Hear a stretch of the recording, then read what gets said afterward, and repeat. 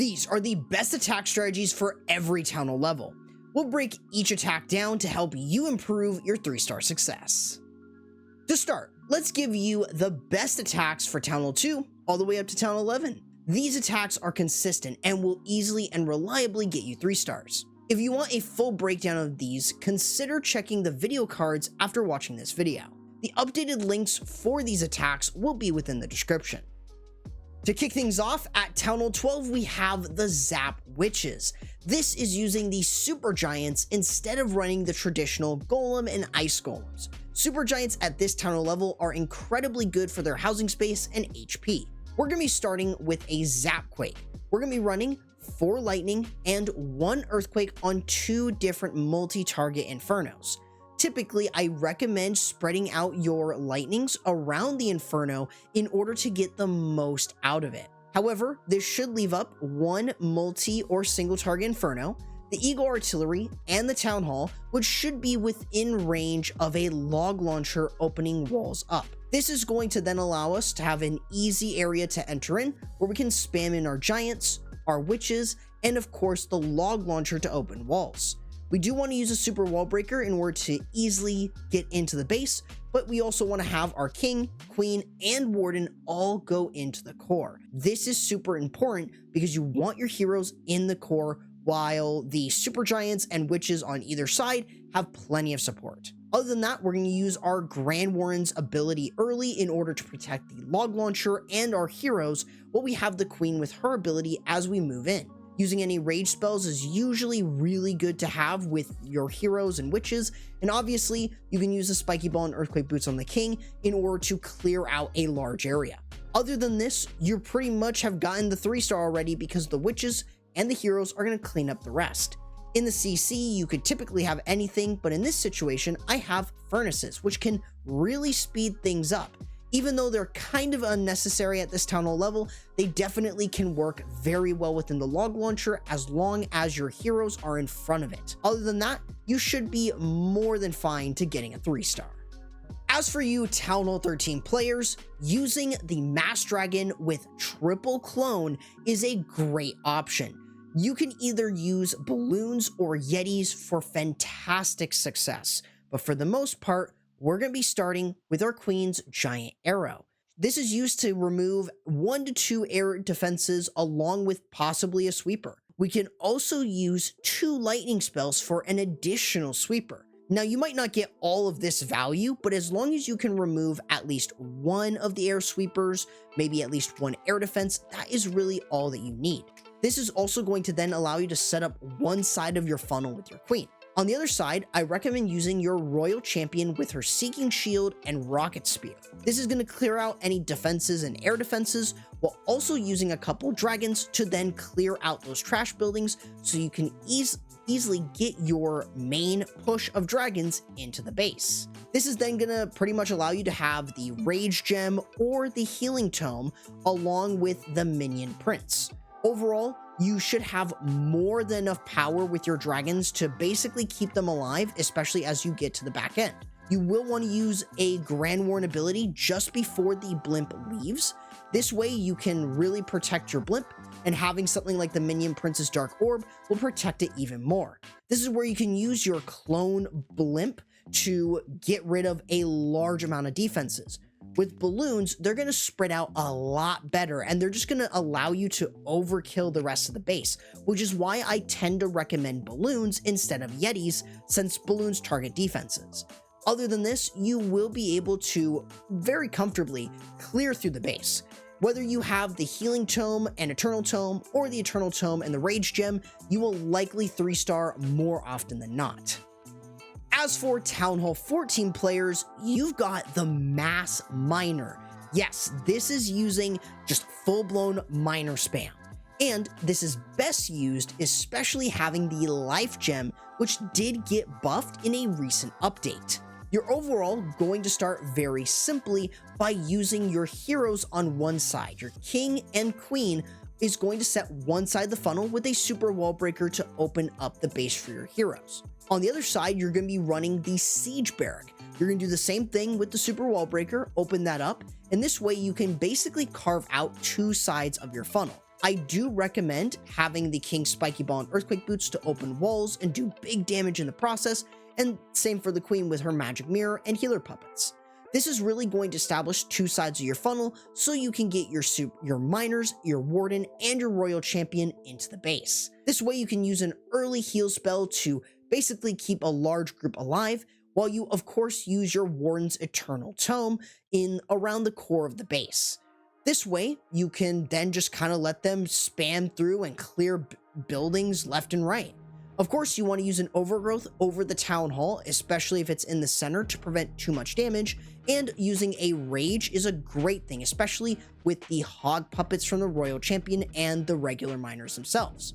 Otherwise, you do want to just keep using heal spells to keep everything alive, and any free spells to stop things like the Town Hall and Inferno Tower. But overall, you just want to make sure that you keep as many of them protected, especially a big group, and you'll be able to easily overwhelm the rest of the base.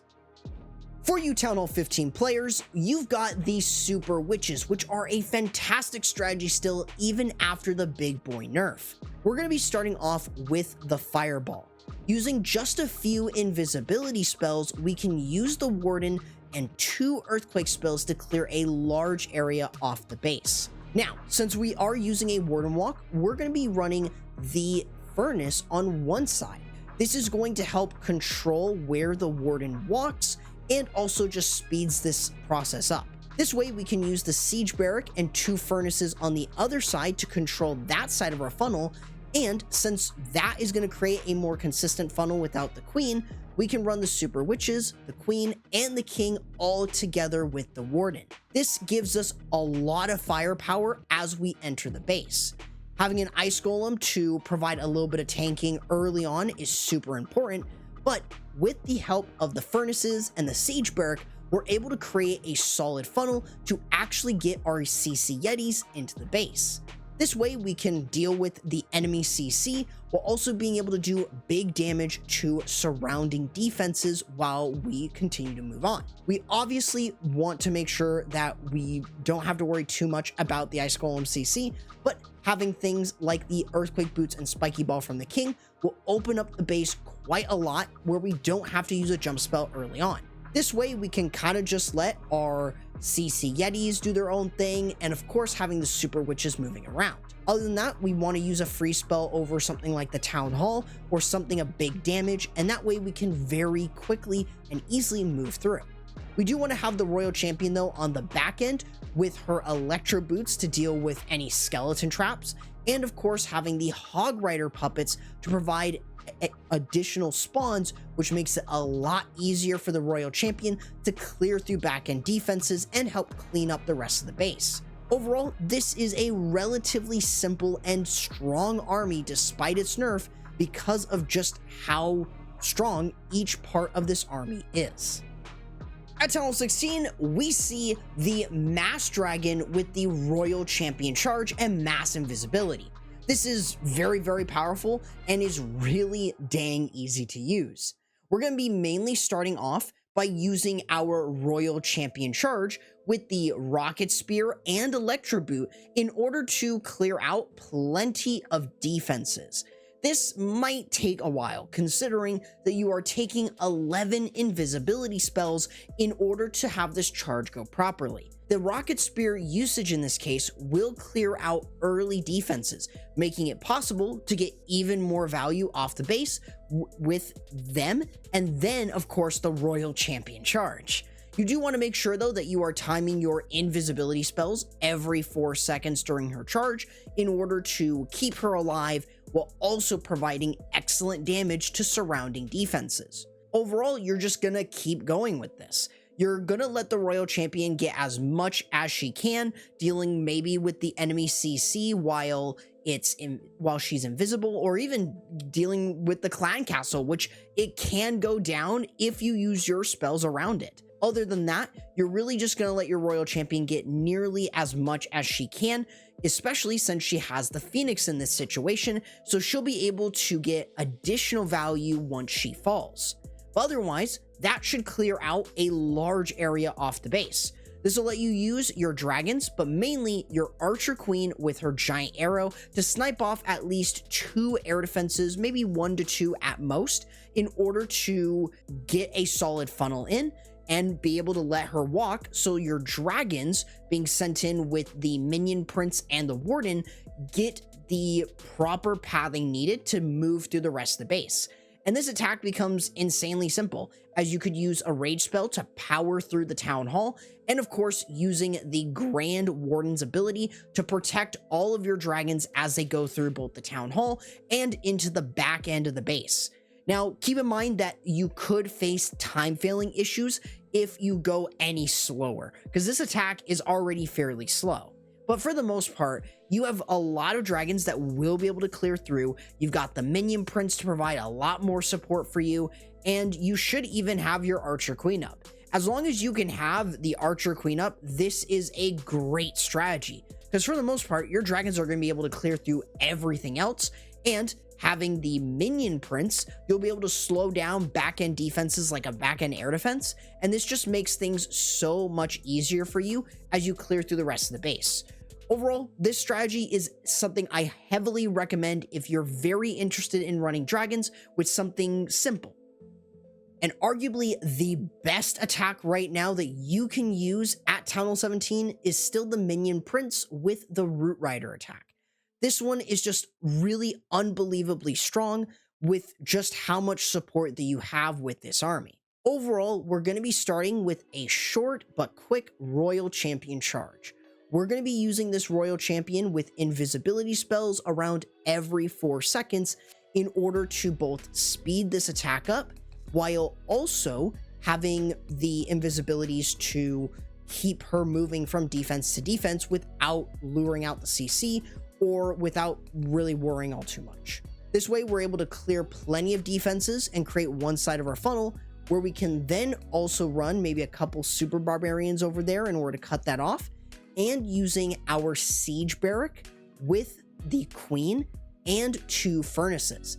This is kind of overkill in terms of funneling, but you can still run it, and it's quite strong because sometimes you might need all of that support, and that could definitely really help, especially when you have something like CC Yetis. Overall, this is going to establish another side of our funnel, which makes the Root Rider portion far more consistent, where we have a couple balloons to look for Seeking Air Mines for our healers, and that way we have the Apprentice Warden moving in with them, and the Minion Prince, Warden, and Recalled Royal Champion, along with the Valkyries.